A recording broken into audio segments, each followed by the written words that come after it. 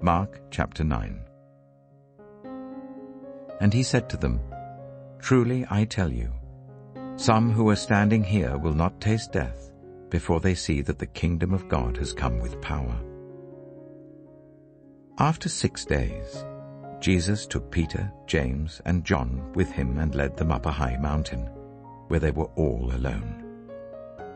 There he was transfigured before them. His clothes became dazzling white, whiter than anyone in the world could bleach them.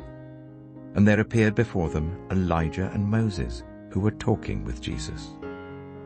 Peter said to Jesus, "Rabbi, it is good for us to be here. Let us put up 3 shelters, one for you, one for Moses, and one for Elijah." He didn't know what to say. They were so frightened. Then a cloud appeared and covered them, and a voice came from the cloud. "This is my son, whom I love. Listen to him." Suddenly, when they looked around, they no longer saw anyone with them except Jesus. As they were coming down the mountain, Jesus gave them orders not to tell anyone what they had seen until the Son of Man had risen from the dead. They kept the matter to themselves, discussing what rising from the dead meant. And they asked him, "Why do the teachers of the law say that Elijah must come first?" Jesus replied, "To be sure, Elijah does come first and restores all things. Why then is it written that the Son of Man must suffer much and be rejected? But I tell you, Elijah has come, and they have done to him everything they wished, just as it is written about him." When they came to the other disciples, they saw a large crowd around them and the teachers of the law arguing with them. As soon as all the people saw Jesus, they were overwhelmed with wonder and ran to greet him. "What are you arguing with them about?" he asked. A man in the crowd answered, "Teacher, I brought you my son who is possessed by a spirit that has robbed him of speech. Whenever it seizes him, it throws him to the ground. He foams at the mouth, gnashes his teeth, and becomes rigid. I asked your disciples to drive out the spirit, but they could not." "You unbelieving generation," Jesus replied, "how long shall I stay with you? How long shall I put up with you? Bring the boy to me." So they brought him. When the spirit saw Jesus, it immediately threw the boy into a convulsion. He fell to the ground and rolled around, foaming at the mouth. Jesus asked the boy's father, "How long has he been like this?" "From childhood," he answered. "It has often thrown him into fire or water to kill him. But if you can do anything, take pity on us and help us." "If you can," said Jesus. "Everything is possible for one who believes." Immediately the boy's father exclaimed, "I do believe. Help me overcome my unbelief." When Jesus saw that a crowd was running to the scene, he rebuked the impure spirit. "You deaf and mute spirit," he said, "I command you, come out of him and never enter him again." The spirit shrieked, convulsed him violently, and came out. The boy looked so much like a corpse that many said, "He's dead."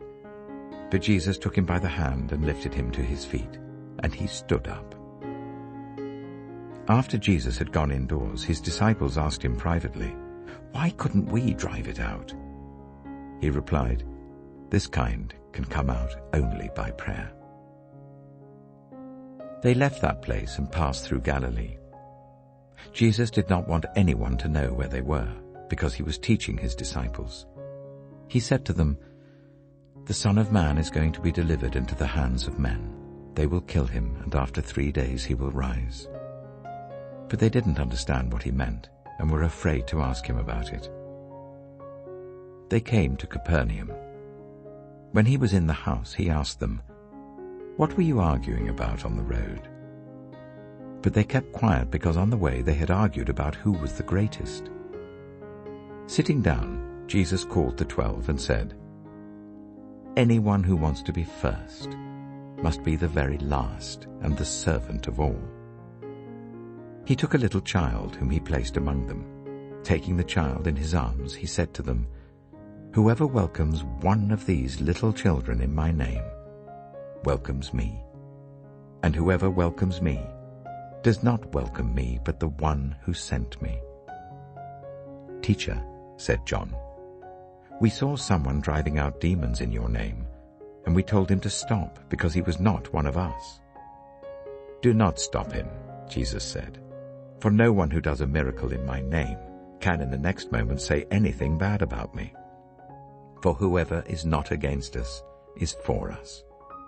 Truly I tell you, anyone who gives you a cup of water in my name, because you belong to the Messiah, will certainly not lose their reward. If anyone causes one of these little ones, those who believe in me, to stumble, it would be better for them if a large millstone were hung around their neck and they were thrown into the sea. If your hand causes you to stumble, cut it off. It's better for you to enter life maimed than with 2 hands to go into hell, where the fire never goes out. And if your foot causes you to stumble, cut it off. It's better for you to enter life crippled than to have 2 feet and be thrown into hell. And if your eye causes you to stumble, pluck it out. It's better for you to enter the kingdom of God with 1 eye than to have 2 eyes and be thrown into hell, where the worms that eat them do not die, and the fire is not quenched. Everyone will be salted with fire. Salt is good, but if it loses its saltiness, how can you make it salty again? Have salt among yourselves and be at peace with each other.